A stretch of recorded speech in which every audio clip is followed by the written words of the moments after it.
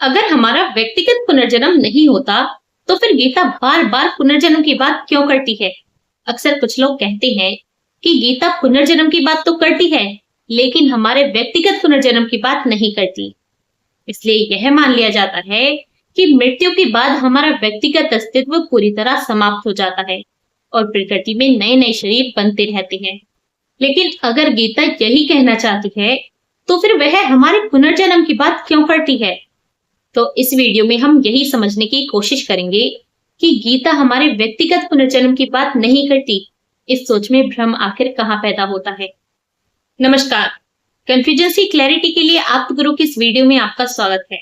अक्सर माना जाता है कि गीता के अनुसार मरने के बाद हमारा पुनर्जन्म होता है, यानी हमारा व्यक्तिगत अस्तित्व या हमारा पर्सनल सेल्फ मृत्यु के बाद भी बना रहता है और अगले जन्म में नया शरीर धारण कर लेता है। लेकिन कुछ लोग गीता की बिल्कुल अलग व्याख्या करते हैं।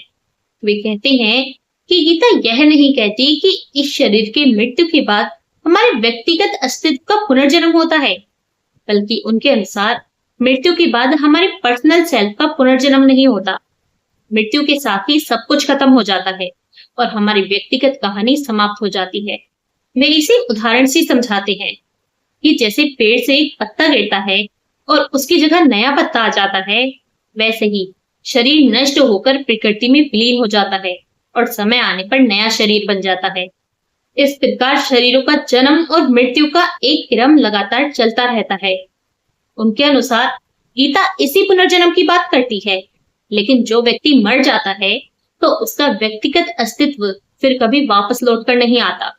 अब सुनने में तो यह बात बड़ी रोचक लगती है, लेकिन यहीं पर बुनियादी सवाल खड़ा होता है कि क्या सचमुच गीता भी यही कहती है? क्या गीता के अनुसार हमारा पुनर्जन्म होता है या फिर नहीं होता? आखिर गीता वास्तव में कहना क्या चाहती है? तो इन सवालों के जवाब जानने के लिए हम आगे गीता के श्लोकों को एक एक करके समझेंगे।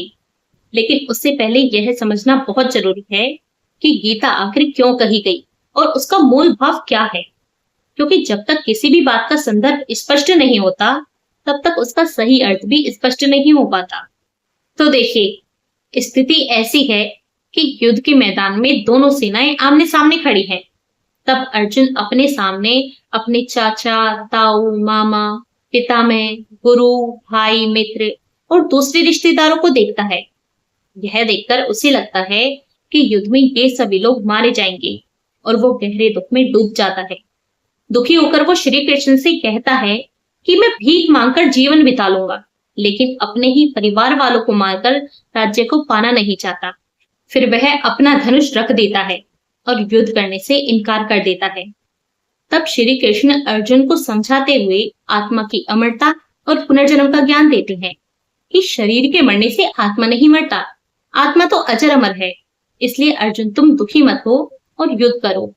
अब जरा सोचिए, गीता में श्री कृष्ण जो कहते हैं, अगर उसका वास्तविक अर्थ यही है कि मरने के बाद हमारा सब कुछ खत्म हो जाता है, तो क्या इससे अर्जुन का दुख दूर हो जाता? तो बिल्कुल नहीं, क्योंकि अर्जुन का दुख तो पहले से ही यही है कि उसके अपने लोग मर जाएंगे और सब कुछ समाप्त हो जाएगा। ऐसे में अगर श्री कृष्ण भी वही बात कहते हैं, तो फिर यह समाधान कैसे हुआ? मतलब जिस बात से अर्जुन दुखी है, अगर वही बात श्री कृष्ण भी कहें, तो इससे अर्जुन का दुख भला कैसे कम हो सकता है? और अगर यह मान भी लिया जाए कि श्री कृष्ण के कहने का मतलब यही है कि मरने के बाद हमारा सब कुछ खत्म हो जाता है, तो फिर समस्या यह आती है कि तब श्री कृष्ण का आत्मा की अमरता और पुनर्जन्म की बात करना अर्थहीन हो जाता है, क्योंकि जब मरने के बाद कुछ बचता ही नहीं है, तब आत्मा की अमरता और पुनर्जन्म की बात करने का कोई मतलब ही नहीं बनता। मतलब गीता में जो कहा गया है, उसकी आपस में संगति सिर्फ तभी बैठ सकती है जब यह माना जाए कि अर्जुन इस बात से दुखी है कि मृत्यु के बाद सब समाप्त हो जाता है और श्री कृष्ण उसके दुख को यह कहकर दूर करें कि मृत्यु के बाद सब समाप्त नहीं होता, आत्मा अजर अमर है, वह शरीर के नष्ट होने पर भी बना रहता है और एक शरीर से दूसरे शरीर में चला जाता है। और क्योंकि इससे भिन्न अर्थ लेने पर गीता की बातों में आपस में संगति बैठ नहीं पाती, इसलिए इससे भिन्न अर्थ करना पूरी तरह जम भी नहीं पाता। अब यहाँ अक्सर आपत्ति उठाई जाती है कि लोग मनमानी व्याख्या करते हैं, इसलिए हमें यह देखना चाहिए कि पुनर्जन्म के संबंध में गीता वास्तव में खुद क्या कहती है। तो चलिए इसे गीता के श्लोकों से ही समझते हैं। और श्लोकों का अर्थ हम किसी व्याख्याकार के अनुसार नहीं समझेंगे, क्योंकि अक्सर व्याख्याकार अपनी सोच, अपना नजरिया और अपनी मान्यता श्लोक की व्याख्या पर थोप देते हैं, जिससे श्लोक का मूल अर्थ ही दब जाता है। इसलिए हम श्लोकों का अर्थ केवल संस्कृत व्याकरण के अनुसार समझेंगे, ताकि गीता की मूल बात सामने आ सके। दूसरे अध्याय के 12वें श्लोक में श्री कृष्ण कहते हैं कि ऐसा कभी नहीं था जब मैं नहीं था या तुम नहीं थे या ये राजा नहीं था, और ऐसा भी कभी नहीं होगा कि हम सब आगे भी नहीं होंगे। यह श्लोक श्री कृष्ण की सारी बातों का आधार बनता है। इसमें भी स्पष्ट रूप से कहते हैं कि तुम और ये सभी राजा, इनका अस्तित्व केवल वर्तमान तक सीमित नहीं है, ये पहले भी थे और आगे भी रहेंगे। यानी हम या हमारा पर्सनल सेल्फ हमेशा से था और आगे भी हमेशा रहेगा। अगले यानी 13वें श्लोक में श्री कृष्ण कहते हैं कि जैसे देहधारी को इस शरीर में बाल्यावस्था, युवावस्था और वृद्ध अवस्था प्राप्त होती है, वैसे ही दूसरे शरीर की प्राप्ति होती है। इस विषय में धीर पुरुष मोहित नहीं होता। यहाँ श्री कृष्ण अपने पिछले कथन को आगे बढ़ाते हैं और कहते हैं कि जैसे एक ही व्यक्ति इसी जीवन में बचपन, युवावस्था और वृद्ध अवस्था जैसी अलग अलग अवस्थाओं को प्राप्त करता है, उसी प्रकार शरीर के नष्ट होने पर उसे दूसरे शरीर की प्राप्ति होती है। यहाँ जिस अस्तित्व की निरंतरता की बात पिछले श्लोक में कही गई थी, उसी के लिए यहाँ दूसरे शरीर की प्राप्ति की बात कही गई है। यानी हमें या हमारे पर्सनल सेल्फ को इस शरीर के नष्ट होने पर दूसरे शरीर की प्राप्ति होती है। आगे 17वें श्लोक में श्री कृष्ण कहते हैं कि जिससे यह सब व्याप्त है, उसे अविनाशी जानो। इस अविनाशी का विनाश कोई नहीं कर सकता। यहाँ हमारे जिस अस्तित्व की निरंतरता की बात श्री कृष्ण अब तक कर रहे थे, उसे यहाँ वे स्पष्ट रूप से अविनाशी बताते हैं कि उसका विनाश कभी नहीं हो सकता। यानी हमारा पर्सनल सेल्फ अविनाशी है और हम हमेशा रहेंगे। आगे 18वें श्लोक में श्री कृष्ण कहते हैं कि ये शरीर नाशवान है, जबकि शरीरधारी नित्य, अविनाशी और अप्रमेय है। इसलिए हे भारत, युद्ध करो। यहाँ श्री कृष्ण शरीर और शरीरधारी के बीच स्पष्ट अंतर बताते हैं कि शरीर नाशवान है, लेकिन शरीरधारी नित्य और अविनाशी है। मतलब शरीर का विनाश होता है, शरीरधारी का नहीं। यानी हमारा जो पर्सनल सेल्फ है वह नित्य है और शरीर का नाश होने पर भी उसका नाश नहीं होता। आगे 19वें श्लोक में श्री कृष्ण कहते हैं कि जो इसको मारने वाला मानता है और जो इसको मारा हुआ मानता है, वे दोनों ठीक से नहीं जानते। यह ना मारता है और ना मारा जाता है। यहाँ श्री कृष्ण उसी शरीरधारी के बारे में कहते हैं कि ना तो वह किसी को मारता है और ना किसी के द्वारा मारा जाता है। यानी हमारा पर्सनल सेल्फ मर नहीं सकता, इसलिए हम हमेशा रहेंगे। आगे 20वें श्लोक में श्री कृष्ण कहते हैं कि यह ना कभी जन्म लेता है और ना कभी मरता है।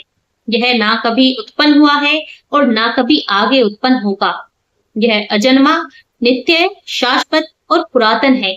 शरीर के नष्ट किए जाने पर भी यह नष्ट नहीं होता। यहाँ श्री कृष्ण उसी शरीरधारी के अस्तित्व के स्वरूप को और अधिक स्पष्ट करते हैं कि वह ना तो जन्म लेता है, ना मरता है और शरीर के नष्ट होने पर भी उसका विनाश नहीं होता। यानी हमारा पर्सनल सेल्फ नित्य है और उसके शरीर के नष्ट होने पर भी नष्ट नहीं होता। आगे 21वें श्लोक में श्री कृष्ण कहते हैं कि हे पार्थ, जो इसे अविनाशी, नित्य और अजन्मा जानता है, वह कैसे किसी को मार सकता है और किसी को मरवा सकता है। यहाँ श्री कृष्ण उसी शरीरधारी के अस्तित्व के बारे में बताते हैं कि वह नित्य है और अविनाशी है। यानी हमारा पर्सनल सेल्फ नित्य है, वह किसी के मारने से नहीं मरता। आगे 22वें श्लोक में श्री कृष्ण कहते हैं कि जैसे मनुष्य पुराने वस्त्रों को छोड़कर दूसरे नए वस्त्र ग्रहण करता है, वैसे ही यह देहधारी पुराने शरीरों को छोड़कर अन्य नए शरीरों को प्राप्त करता है। यहाँ श्री कृष्ण उसी शरीरधारी के बारे में बताते हैं कि यह देहधारी एक शरीर को छोड़कर दूसरे शरीर को प्राप्त कर लेता है। यानी हमारा पर्सनल सेल्फ इस शरीर के मरने पर नए शरीर को प्राप्त कर लेता है। आगे 23वें श्लोक में श्री कृष्ण कहते हैं कि हे भारत, प्रत्येक शरीर में स्थित इस देही को कभी मारा नहीं जा सकता, इसलिए तुम्हें किसी भी प्राणी के लिए शोक नहीं करना चाहिए। यहाँ श्री कृष्ण उसी शरीरधारी के अस्तित्व के बारे में बताते हैं कि यह देहधारी कभी मारा नहीं जा सकता, यानी हमारा पर्सनल सेल्फ शरीर के मरने पर भी कभी मर नहीं सकता। आगे छठे अध्याय के 37वें श्लोक में अर्जुन पूछता है कि हे कृष्ण, जो श्रद्धा तो रखता है लेकिन पर्याप्त प्रयत्न नहीं कर पाता, जिसका मन योग से विचलित हो जाता है और जो योग की पूर्ण सिद्धि प्राप्त नहीं कर पाता, तो उसकी क्या गति होती है। अगले 38वें श्लोक में अर्जुन अपनी शंका को और स्पष्ट करते हुए पूछता है कि हे महाबाहु, क्या ऐसा साधक जो योग के मार्ग पर चलते चलते बीच में ही भटक गया हो, तो क्या वह सांसारिक और आध्यात्मिक दोनों आधारों से वंचित होकर कटे हुए बादल की तरह नष्ट हो जाता है। यानी अर्जुन यह जानना चाहता है कि जो साधक योग की पूर्ण सिद्धि प्राप्त किए बिना ही मृत्यु को प्राप्त हो जाता है, तो उसका आगे क्या होता है। इसके उत्तर में 40वें श्लोक में श्री कृष्ण कहते हैं कि हे अर्जुन, उस व्यक्ति का ना तो यहाँ इस जन्म में नाश होता है और ना वहां अगले जन्म में, क्योंकि हे प्रिय, कल्याण करने वाला कोई भी व्यक्ति कभी दुर्गति को प्राप्त नहीं होता। यहाँ श्री कृष्ण स्पष्ट रूप से इस जन्म और अगले जन्म दोनों की चर्चा करते हैं। अगले 41वें श्लोक में श्री कृष्ण कहते हैं कि योग से भ्रष्ट हुआ व्यक्ति पहले पुण्य आत्माओं के लोगों को प्राप्त करता है, वहां बहुत वर्षों तक रहता है और उसके बाद शुद्ध तथा समृद्ध लोगों के घर में जन्म लेता है। यहाँ भी श्री कृष्ण स्पष्ट रूप से योग से भ्रष्ट साधक का अगला जन्म समृद्ध घर में होने का वर्णन करते हैं। अगले 42वें श्लोक में श्री कृष्ण कहते हैं कि या फिर वह बुद्धिमान योगियों के ही कुल में जन्म लेता है, क्योंकि संसार में ऐसा जन्म अत्यंत दुर्लभ होता है। यहाँ भी श्री कृष्ण स्पष्ट रूप से योग से भ्रष्ट साधक का अगला जन्म योगियों के कुल में बताते हैं। यानी इन श्लोकों में शरीरों के जन्म मृत्यु के किसी प्रवाह की नहीं, बल्कि एक ही साधक का अगला जन्म होने की बात कही गई है। अब जो व्याख्याकार गीता के आधार पर यह कहते हैं कि हमारे पर्सनल सेल्फ का पुनर्जन्म नहीं होता और मृत्यु के साथ ही हमारा व्यक्तिगत अस्तित्व पूरी तरह समाप्त हो जाता है, लेकिन जिन श्लोकों को हमने अभी देखा है उनमें ऐसा निष्कर्ष स्पष्ट रूप से कहीं भी नहीं मिलता, क्योंकि गीता के इन सभी श्लोकों को क्रम से देखने पर श्री कृष्ण बार बार एक ऐसे देही या शरीरधारी की बात करते हैं जो नित्य है, अविनाशी है, शरीर के नष्ट होने पर भी नष्ट नहीं होता और अगले जन्म में दूसरे शरीर को प्राप्त करता है। यानी गीता के अनुसार हम या हमारा सेल्फ हमेशा बना रहता है और इस शरीर के मरने पर दूसरे शरीर को प्राप्त कर लेता है। और इसी कारण गीता के अनुसार मृत्यु के बाद हमारा पर्सनल सेल्फ पूरी तरह समाप्त हो जाता है और हमारे पर्सनल सेल्फ का पुनर्जन्म नहीं होता, तो ऐसा मानने में कहीं ना कहीं अधूरापन महसूस होने लगता है। अब अगर आपने यह बात सुनी है या आप ऐसा मानते हैं कि कर्म का फल तुरंत मिल जाता है, तो इस विषय पर मैंने एक अलग वीडियो बनाई हुई है, लिंक ऊपर आई बटन में है। और अगर आपको ऐसा लगता है कि बहुत कुछ सुनने समझने के बाद भी जीवन, सत्य और स्वयं को लेकर कुछ सवाल अब भी बाकी है, तो फिर चीजों को थोड़ा और गहराई से समझने के लिए अगर आप चाहें तो इंस्टाग्राम पर हमारे ऑनलाइन सेशन से भी जुड़ सकते हैं। और अगर आपको इस तरह के विषयों को गहराई से समझना अच्छा लगता है, तो फिर आप चाहें तो चैनल की दूसरी वीडियो भी देख सकते हैं। और अगर इस वीडियो ने आपको कोई नई समझ दी हो तो कमेंट में अपनी बात जरूर लिखिए। वीडियो पसंद आया हो तो लाइक करें, शेयर करें और अगर आपने अभी तक चैनल सब्सक्राइब नहीं किया है तो कन्फ्यूजन से क्लैरिटी की ऐसी ही और वीडियो देखने के लिए सब्सक्राइब जरूर करें। धन्यवाद, मिलते हैं अगली वीडियो में।